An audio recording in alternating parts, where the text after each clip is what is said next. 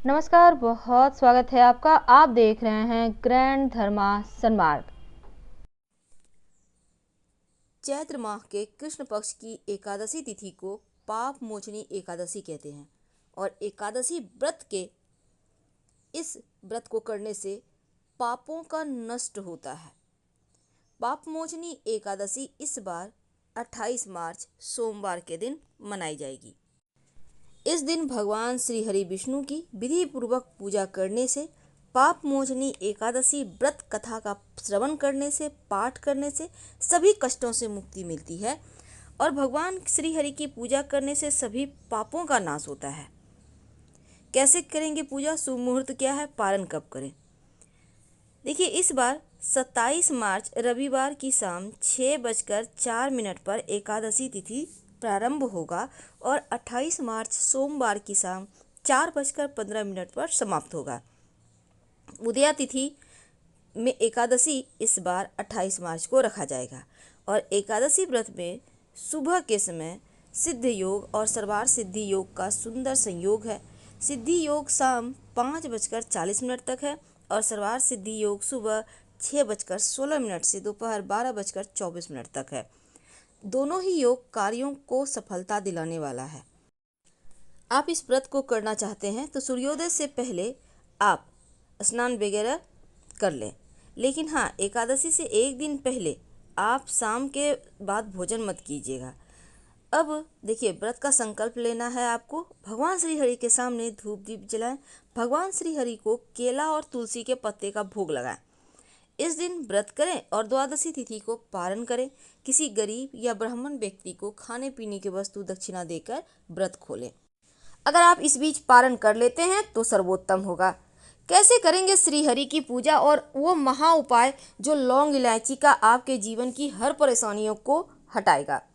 देखिए, सबसे पहले तो सुबह सुबह स्नान करके स्वच्छ वस्त्र धारण करें। हाथ में जल अक्षत पुष्प लेकर जया एकादशी व्रत और पूजा करने का संकल्प लें। इसके बाद भगवान विष्णु की पूजा करें। भगवान श्री हरि की मूर्ति को, विग्रह को आप एक चौकी पर स्थापित करें और फिर पीले पुष्प, पीले वस्त्र, जनेऊ, तुलसी का पत्ता उनको अर्पित करें। अक्षत, चंदन, हल्दी, धूप, दीप, गंध आदि अर्पित करें और पंचामृत में तुलसी का पत्ता डालकर भोग लगाएं। अगर पंचामृत ना हो तो कोई बात नहीं, गुड़ और चने की दाल का भी भोग लगा सकते हैं या बेसन के लड्डू का भी भोग लगा सकते हैं। लेकिन जो भी भोग लगाएं उसमें तुलसी का पत्ता जरूर डालें और ओम नमो भगवते वासुदेवाय का जप करते रहें। इसके बाद आप चाहें तो श्री विष्णु चालीसा या विष्णु सहस्त्रनाम का पाठ कर सकते हैं और इस दिन कथा जरूर श्रवण कीजिएगा। फिर आप कपूर या घी में दीपक में लौंग डालकर श्री हरि की आरती करें। लेकिन इस एकादशी के तिथि पर लौंग और इलायची के विशेष प्रयोग किए जाएंगे। क्या है वो प्रयोग? ज्योतिष में लौंग और इलायची का उपाय बहुत ही ज़्यादा प्रभावशाली माना गया है। तो ऐसे में आप एक छोटा सा काम कीजिएगा। जब भगवान श्री हरि माँ लक्ष्मी की पूजा कीजिएगा, अपने दाहिने हाथ में एक लौंग और एक इलायची रखें। याद रखिए, अपने दाहिने हाथ में एक लौंग और एक इलायची रखें। अब ओम महालक्ष्मी नमः, ओम महालक्ष्मी नमः इस मंत्र का 11 बार या 108 बार जप कीजिए। जब आप इस मंत्र को जप करें तो ना तो उठना है, ना बात करना है और ना ही आपको कोई टोके, इस बात का ध्यान रखिएगा। जब वो मंत्र आप जप लें तब आप एक पीले कपड़े में लौंग इलायची को रखिए और इसको अच्छे से बांध दीजिए और धन के स्थान पर रख दें। बस आपको ये ध्यान रखना है। वैसे आप चाहें तो पर्स में रख सकते हैं, तिजोरी में रख सकते हैं, लेकिन पर्स चमड़े का ना हो, इस बात का ध्यान रखिएगा। इस उपाय को करने से आज के दिन आप देखिएगा धन की मुश्किलें समाप्त हो जाएगी और कोई भी परेशानी आपको परेशान नहीं करेगी। लेकिन मान लेते हैं आप कर्जों की मुश्किलों से घिरे हुए हैं, आपके जीवन में बहुत परेशानी है, सफलता नहीं मिल पा रही, तब एक पान के पत्ते पर लौंग इलायची दो रखकर शिव जी के मंदिर में अर्पित कराएं। लेकिन अगर बार बार कोई घर में शुभ कार्य ना हो रहा हो तो इस पवित्र दिन में एक छोटा सा प्रयोग कीजिएगा। कई बार क्या होता है ना, आपकी बहुत सारी मुश्किलें एक साथ आपको परेशान करती है। अब ना तो नौकरी लग रही, ना व्यापार चल रहा, ना बच्चों का विवाह हो रहा, बहुत तरह के होते हैं, पैसे फंस गए, लंबे समय से घर में शुभ कार्य नहीं हुए। तब ऐसे में एक पान का पत्ता ले ले, उसको उल्टा कर ले, इसके ऊपर उल्टे साइड 2 लौंग रखें और इस पत्ते को दोनों हाथ में लेकर बहते हुए जल में प्रवाहित कर दें, ये कामना कहते हुए कि हे मेरे दुर्भाग्य, मैं तुम्हें यहीं छोड़े जा रहा हूं। और पीछे मुड़कर मत देखिएगा, बिना पीछे मुड़े घर आ जाए। शाम के वक्त आप जब भी दिया बाती करते हैं या सुबह में जब पूजा पाठ करते हैं, तब एक नियम बना लें कि दीपक में एक लौंग डालकर जलाना है। आप देखिएगा धीरे धीरे घर की नकारात्मकता हट जाएगी, लोगों की नजर, बद्दुआ, हाय, श्राप सब हट जाएगी। कई बार पति पत्नी में बनती ही नहीं, प्रेम खो जाता है, किसी तीसरे की एंट्री हो जाती है, बहुत तरह की समस्याएं हैं। अब आपको भी लगता है ऐसा कुछ है, तो ये दिन बहुत खास है, इस दिन ये प्रयोग को कर ले। अगर इस दिन आप प्रयोग नहीं कर सकते तो किसी भी, जब दुर्गा पूजा होता है ना, यानी कि चैत्र नवरात्रि या शारदीय नवरात्रि, उस समय कीजिएगा। क्या करेंगे, एक 2 पान का पत्ता लेना है, थोड़ा सा बटर लेना है, एक पान के पत्ते पर बटर रखकर माँ दुर्गा के मंदिर में जाएं, या फिर आप जहाँ पर जो शिव पंचायत होता है ना, शिव जी के मंदिर में 5 भगवान होते हैं, वैसे माँ दुर्गा का स्थान जहाँ भी आपके घर के आसपास होगा वहीं चल जाइएगा।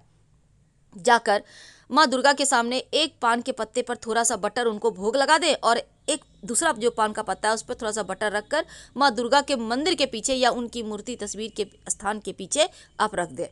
अपनी समस्या कहें।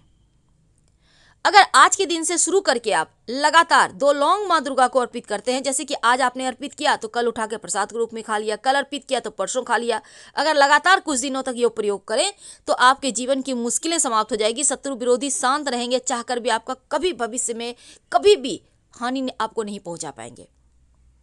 आपके घर में जो नमक है, आज के दिन उसमें 2 लौंग जरूर डाल दीजिएगा।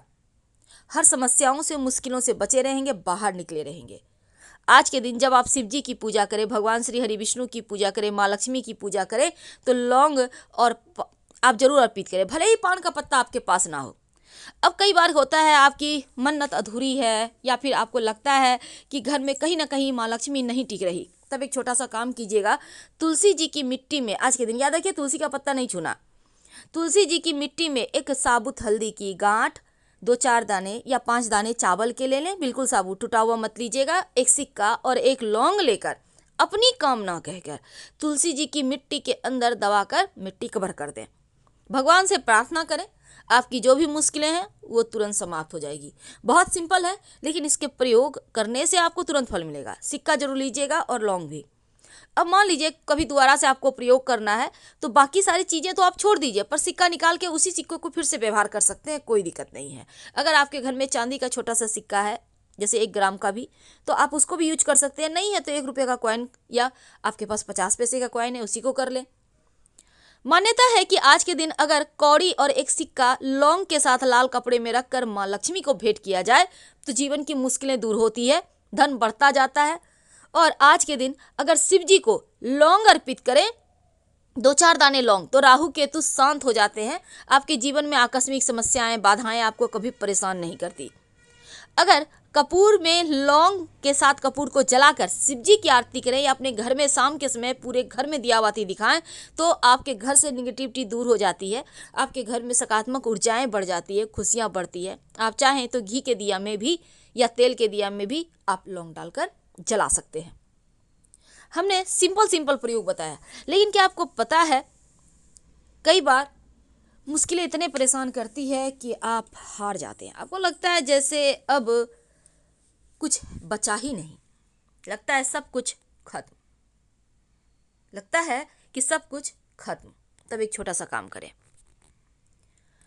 आप एक नींबू ले लें, नींबू को अपने बेड के पास आज की रात रखकर सो जाइएगा।